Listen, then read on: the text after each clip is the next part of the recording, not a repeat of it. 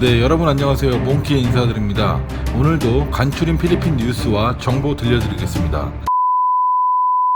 자, 첫 번째 뉴스입니다. 6월 10일 금일 관광부 발표에 따라 식당의 새로운 운영 방침이 내려왔습니다. 앞으로 고객의 최대 수용 인원은 50%로 줄어듭니다. 또한 이번 방침에는 식당 직원들이 따라야 할 소독 및 위생에 대한 프로토콜이 포함되어 있습니다. 식당 운영 측은 매 20분마다 직원들의 적절한 손소독을 진행해야 하며 음식 또는 용기에 접촉면을 만질 수 있기에 필수적으로 손소독과 위생을 준수해야 한다고 발표했습니다. 또한 고객은 마스크를 착용하고 입장해야 하며 체온 체크 및 신체적 거리두기 등 기본사항을 준수해야 한다고 합니다. 참 밥 한 번 먹기 힘들겠네요. 그래도 식당을 오픈해야 하는 이유는 현재 경제 침체가 상당히 깊어지고 있고 이렇게라도 경제 활성화를 노력하는 듯합니다. 한편 식당이 오픈을 허용한다 해도 뷔페와 샐러드바의 운영은 금지하고 식당에서 주문을 받거나 지불을 할 때 최대한 접촉하지 않는 거래로 전환하는 기술을 최적화할 것이라고 관광부 장관은 발표했습니다. 자, 두 번째 뉴스입니다. 로드리고 두테르테 대통령은 필리핀과 중국의 외교 관계 45주년을 맞이하면서 유대를 보존하고 건설하겠다고 다짐했습니다. 시진핑 중국 국가주석에게 바이러스 질병 및 건강 위기 등의 도전 속에서 필리핀과 중국의 협력 관계를 강화할 필요성을 강조했습니다. 두테르테 대통령은 중국을 가까운 이웃 그리고 가치가 있는 친구라고 표현하며 상당히 중국에 대한 우호적인 모습을 보였습니다. 네, 그렇습니다. 그런데 왜 제가 씁쓸할까요? 이상하네요. 아무튼 필리핀과 중국은 앞으로도 긴밀하고 더 우호적인 외교 관계가 지속될 것으로 보입니다. 그렇게 중국 비밀병원 만들고 난리가 났었는데 아무튼 공감할 수는 없습니다.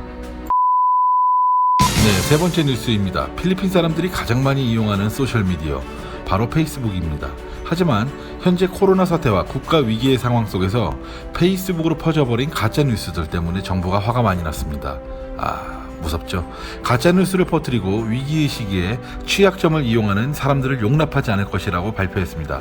가짜뉴스, 거짓 페이스북 계정에 대해 경고 사격을 했습니다. 얼마 전에도 클락내 CDC 직원들 90명이나 코로나 확진자라는 내용이 페이스북에 올라온 것을 보고 잘못된 정보가 돌아서 난리가 났었습니다. 이렇게 어떠한 정확한 근거 없이 쏟아지는 페이스북 뉴스 때문에 정부가 화가 많이 난 듯합니다. 조심해야겠습니다. 저도 정확한 정보로 뉴스 만들겠습니다. 무섭네요. 무섭죠. 네, 무섭죠.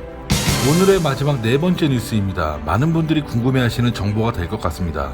필리핀 유흥게임협회 파고르의 회장 도밍고는 카지노가 이번 달과 다음 달에 점진적으로 오픈할 것이라고 발표했습니다. 6월 중이나 7월 초에 카지노가 오픈함으로써 국가에게 13만 명 이상의 고용 효과를 줄 수 있다고 발표했습니다. 사실상 현재 카지노가 오픈한다는 게 가능한 일인지 모르겠지만 협회 회장의 발표이니 어느 정도 신빙성이 있을 것 같기는 합니다. 안 그래도 며칠 전 클락 내 최고 인기 카지노인 위더스 카지노에서 단체 문자가 왔었습니다. 내용은 우리 위더스 카지노는 항상 당신의 건강과 안전을 우선시하며 우리는 새로운 정상화를 위해 준비하고 있으며 국가 정부와 세계 보건 분야의 엄격한 프로토콜을 지원함으로써 우리의 보건위생 대책을 증가시켰다. 우리는 곧 당신을 만날 것을 기대한다. 이렇게 문자가 왔는데 필리핀 유흥게임협회 파고르 회장의 발표와 맞아떨어지는 게 정말 오픈할 것 같기는 합니다. 지켜봐야겠지만 정말 이게 가능한 일인지 약간 의문이 들기는 합니다. 네, 자, 오늘도 준비한 소식은 여기까지입니다. 오늘도 시청해주신 여러분 대단히 감사드립니다. 구독과 좋아요는 제게 큰 힘이 됩니다.